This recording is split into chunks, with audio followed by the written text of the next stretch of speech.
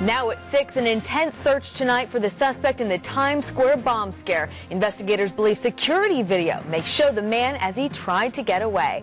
Good evening and thanks for joining us. I'm Serene Branson. And I'm Glenn Walker. New details tonight in the investigation of the car bomb attempt in New York City. Thousands of people were evacuated from Times Square after an alert street vendor notified police about a suspicious car.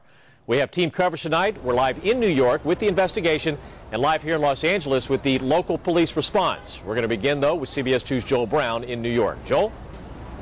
Glenn, good evening to you. More than a few lucky New Yorkers talking about how they dodged a bullet here last night. That car bomb had the potential to ignite a fireball in the middle of a busy Saturday night in Times Square.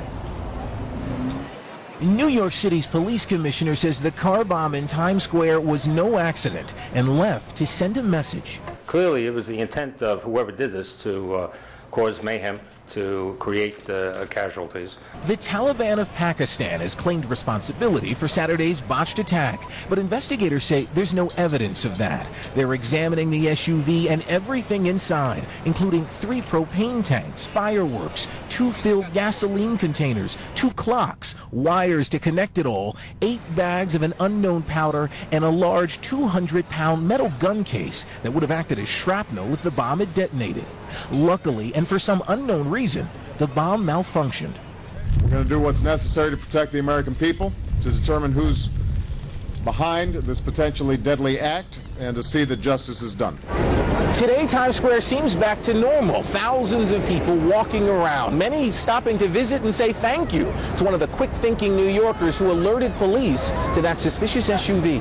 Here at Times Square, #1. Dwayne Jackson's been selling handbags on this corner for 13 years. He tracked down police officers after he noticed the vehicle was running with nobody inside. And this was very close, a little too close. Thousands of tourists were evacuated and kept away for 10 hours Saturday. Some say they won't come back to New York again, but others, things can happen anywhere, as your mind can happen anywhere, right? So it's a shame, but you know, those are the times we live in. New York police say it's a time they're prepared for, and they've flooded the streets with officers. There is a potential suspect here that police want to talk to, described only as a white male in his 40s. He was seen in a nearby alley right after the bomb was discovered without a shirt and walking suspiciously, say police. They want him to come forward. We're live in Times Square. I'm Joel Brown. Back to you.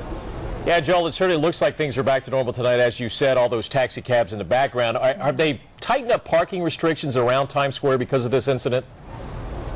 No parking restrictions that we wouldn't see on a normal night in Times Square. It's a mess on a normal night. It is that way. It's back that way tonight. What you're going to see, though, is just this increased police presence on every corner. They are crawling here. The surveillance cameras are up. This is a full-out investigation. It's here, and it's really going on around the country at this point. All right, Joel Brown live for us tonight in New York. Thank you, Joel.